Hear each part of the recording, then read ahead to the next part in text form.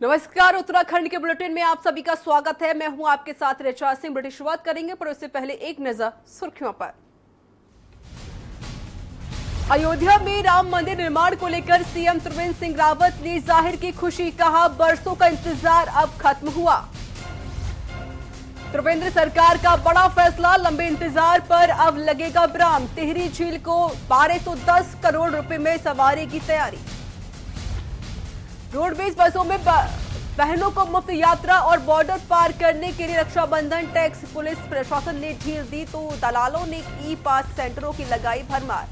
हाथी का बच्चा सावन बनेगा कॉर्बेट नेशनल पार्क का ब्रांड एम्बेसडर। फेसबुक पर खुलेगा अकाउंट। प्रदेश में एक दिन में सामने आए 207 नए मामले। कुल संक्रमितों की संख्या पहुंची 7,800 के पार। स्वास्थ्य विभाग ने जताई चिंता। और उत्तराखंड के कई जिलों में आज भी बारिश का असर। 2NH सहित 107 सड़कें अब भी बंद। मार्ग खोलने का काम जारी। आप देख रहे हैं की न्यूज, खबरों का सारथी। ब्रिटिश बात करती है बड़ी खबर के साथ। खबर आपको डोईवाला से बता देती है। 500 सालों का इंतजार कल खत्म होगा। राम मंदिर निर्माण कार्य शुरू होने से उत्साह देखने को मिला है उत्तराखंड में। निर्माण कार्य के शुभारंभ पर देवभूमि में बनेगी दीपावली। तो बड़ी खबर आपको डोईवाला से बता रहे हैं। तैयारियों में जुटे हिंदूवादी संगठन और बीजेपी नेता। तो उत्तराखंड में भी लगातार खुशी देखने को मिल रही है। 500 सालों का जो इंतजार था वो अब खत्म हो जाएगा कल। इसको लेकर राम मंदिर निर्माण कार्य शुरू होने से उत्तराखंड में उत्साह देखने को मिला है। निर्माण कार्य के शुभारंभ पर देवभूमि में बनेगी दीपावली। तैयारियों में जुटे हिंदूवादी संगठन और बीजेपी नेता। तो उत्तराखंड में कल दीपावली मनाई जाएगी क्योंकि 500 सालों का जो इंतजार था भारत में वो अब कल खत्म हो जाएगा क्योंकि कल राम मंदिर निर्माण का कार्य शुरू हो जाएगा। इसको लेकर भी उत्तराखंड के काफी उत्साह देखने को मिला है और इसी को लेकर सभी हिंदूवादी संगठन और बीजेपी नेता तैयारियों में जुटे हुए हैं क्योंकि कल उत्तराखंड में दीपावली मनाई जाएगी।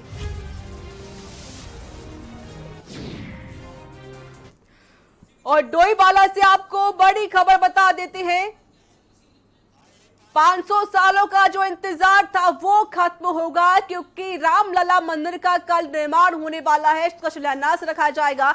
इसको लेकर उत्तराखंड में काफी उत्साह देखने को मिल रहा है। उत्तराखंड वासी काफी उत्साहित नजर आ रहे हैं। उनके अंदर काफी खुशी देखने को मिली है क्योंकि निर्माण कार्य का शुभारंभ होने पर देवभूमि में कल दीपावली मनाई जाएगी। तैयारियों में जुटे हैं हिंदूवादी संगठन और बीजेपी नेता। तो बड़ी खबर आपको बता रहे हैं डोईवाला से, जहां पर 500 सालों का इंतजार कल खत्म होगा। कल उत्तराखंड वासी दीपावली मनाएंगे क्योंकि एक खुशी का माहौल है, खुशी की खबर है। 500 सालों का जो इंतजार है वो अब कल खत्म हो जाएगा और इसी की तैयारी में सभी हिंदूवादी संगठन और बीजेपी नेता जुटे हुए हैं। लगातार उत्तराखंड में भी तैयारियां चल रही हैं, मानो जैसे कि उत्तराखंड में ही रामलला मंदिर का निर्माण होने जा रहा है क्योंकि वहां पर कल दीपावली मनाई जाएगी।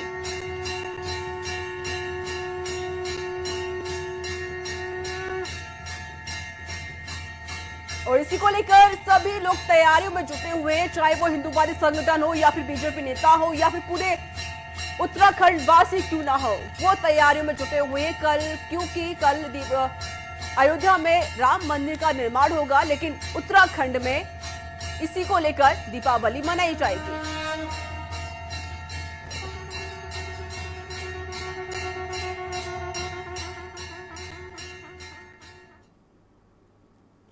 चलिए खबरों में आगे बढ़ते हैं। अयोध्या में राम मंदिर निर्माण को लेकर मुख्यमंत्री त्रिवेंद्र सिंह रावत ने खुशी जाहिर की है। सीएम ने कहा कि सैकड़ों वर्षों से हिंदू समाज को जिस बात का इंतजार था वो अब खत्म हो गया है।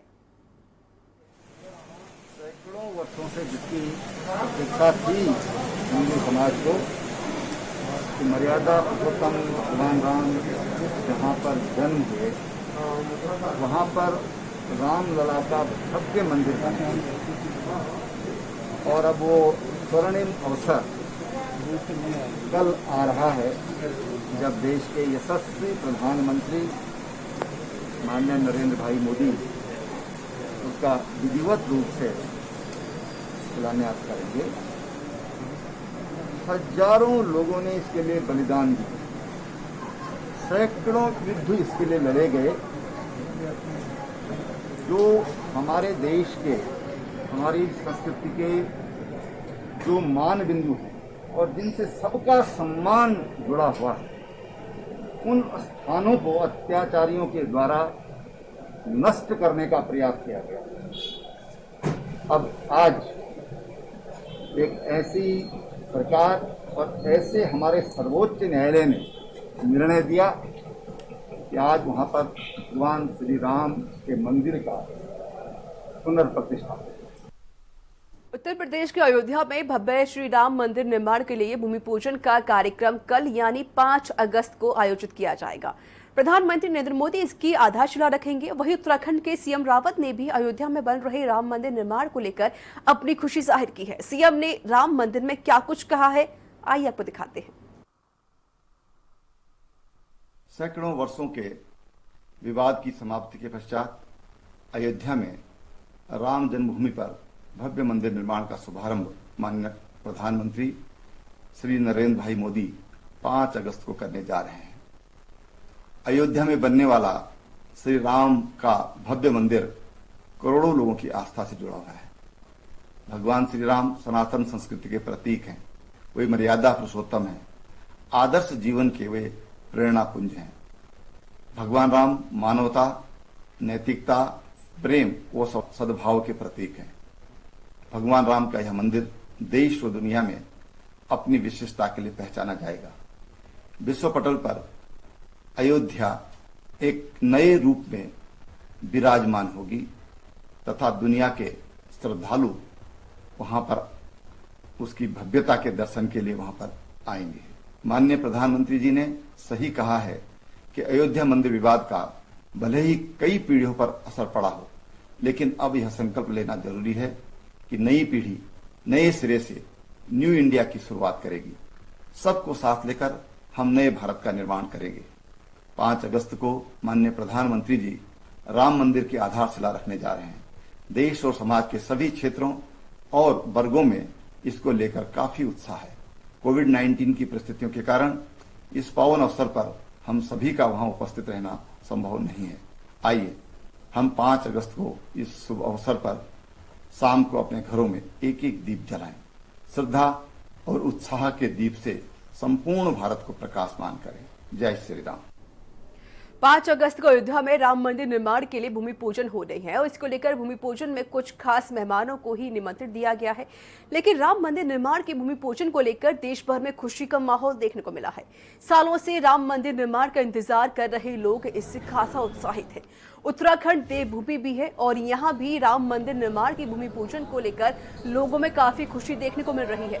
खासकर भाजपा ने पूजन के लिए खास तैयारियां की हैं और वहीं पार्टी नेता प्रदेश कार्यालय में भी सोशल डिस्टेंसिंग के तहत कार्यक्रम का आयोजन करेंगे। इसके साथ ही सभी कार्यकर्ताओं को अपने अपने क्षेत्र में 5-5 दिए जलाकर भूमि पूजन का संदेश देने को कहा गया है। भाजपा का कहना है कि देश भर में कोविड का काल है, ऐसे में सोशल डिस्टेंसिंग के तहत कार्यकर्ताओं को अपने अपने क्षेत्र में कार्यक्रम करने को कहा गया है और सभी को 5-5 दिए जलाकर मिठाई वितरण करने को कहा गया है।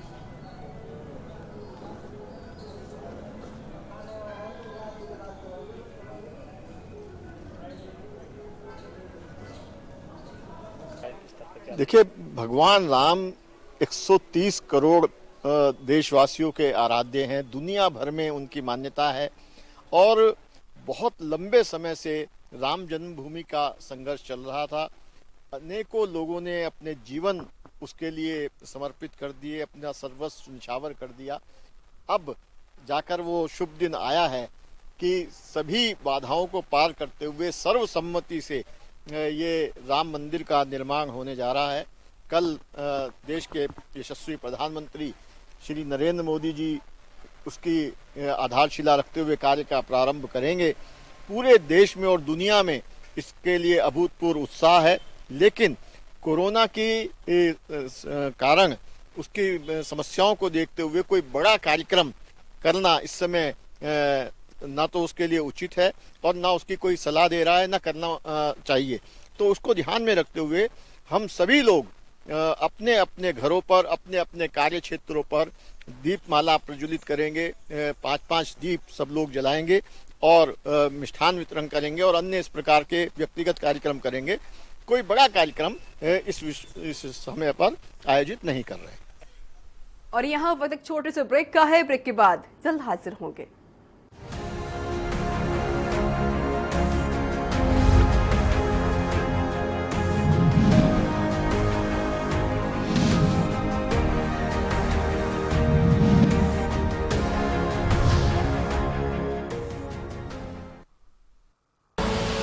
आप देख रहे हैं के न्यूज, खबरों का सारथी।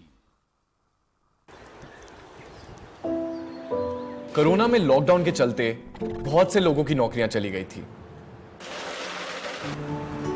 लॉकडाउन खुलने के बाद अब जाकर धीरे धीरे जिंदगी नॉर्मल हो रही है। लोगों को काम ढूंढने में दिक्कत ना हो, इसलिए दिल्ली सरकार ने शुरू किया है रोजगार बाजार, एक वेबसाइट जहां नौकरी ढूंढने वाले और नौकरी देने वाले दोनों मिलते हैं। आपको बस www.jobs.delhi.gov.in पर रजिस्टर करना है। अगर आप नौकरी ढूंढ रहे हैं तो अपनी जानकारियां वेबसाइट पर डालकर अपने पसंद की नौकरी पर क्लिक करके नौकरी देने वाले से संपर्क कर सकते हैं। और अगर आप एम्प्लॉयर हैं तो अपनी प्रोफाइल पर वैकेंसी पोस्ट कर दीजिए। नौकरी ढूंढने वालों की एप्लीकेशन आपके पास पहुंच जाएगी। तो याद रखिए www.jobs.delhi.gov.in। आप देख रहे हैं के न्यूज, खबरों का सारथी।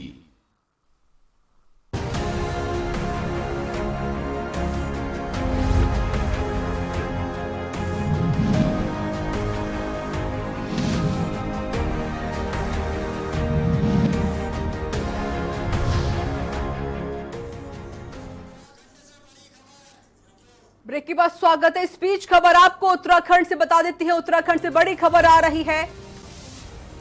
उत्तराखंड में चली तबादला एक्सप्रेस। 5 आईएएस और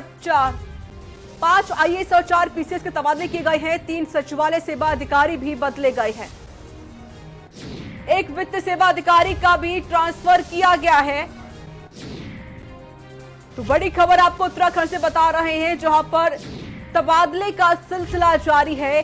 5 आईएएस ऑफिसर और 4 पीसीएस ऑफिसरों के तबादले किए गए हैं।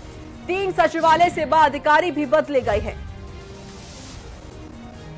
एक वित्त सेवा अधिकारी का ट्रांसफर भी किया गया है। तो उत्तराखंड में चली है तबादला एक्सप्रेस, जिसमें 5 आईएएस ऑफिसर और 4 पीसीएस ऑफिसर के तबादले किए गए हैं।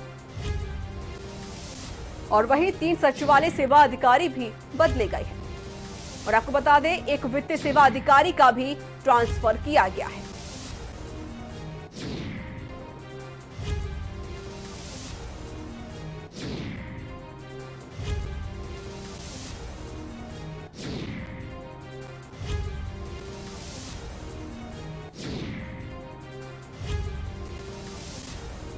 तो उत्तराखंड में तबादले किए गए हैं। 5 आईएएस ऑफिसर और 4 पीसीएस ऑफिसर के तबादले किए गए हैं। तो उत्तराखंड में तबादले अभी भी जारी हैं। 3 सचिवालय सेवा अधिकारी के भी तबादले किए गए हैं, उनको भी बदला गया है। एक वित्तीय सेवा अधिकारी का ट्रांसफर किया गया है।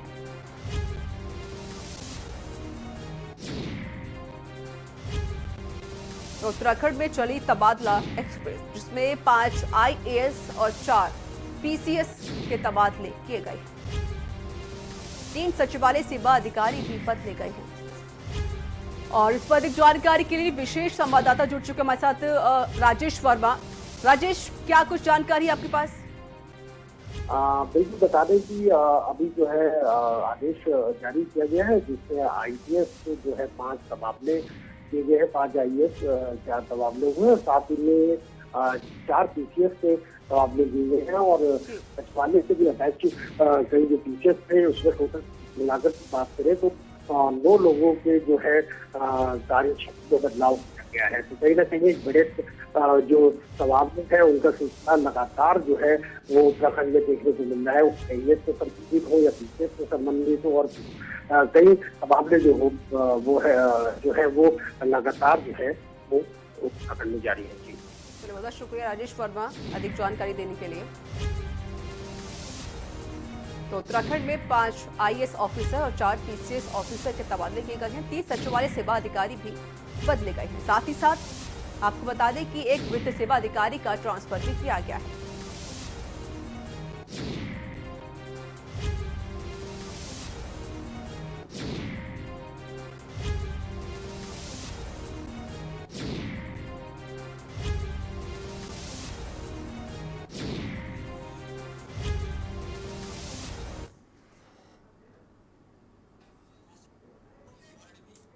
चलिए खबरों में आगे बढ़ते हैं। उत्तराखंड में गैरसैंण के मुद्दे पर एक बार फिर से सियासत शुरू हो गई है।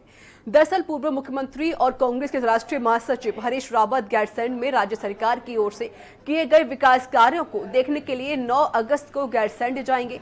हरीश रावत ने कहा कि 15 सितंबर तक ग्रीष्मकाल रहेगा, लिहाजा उत्तराखंड की ग्रीष्मकालीन राजधानी गैरसैंण में कितना विकास का कार्य हुआ है यह देखकर आएंगे। इस दौरान हरीश रावत ने राज्य सरकार पर तंज कसते हुए कहा कि देहरादून में बैठकर राजधानी नहीं चला सकते, राजधानी चलानी है तो पहाड़ चलना पड़ेगा।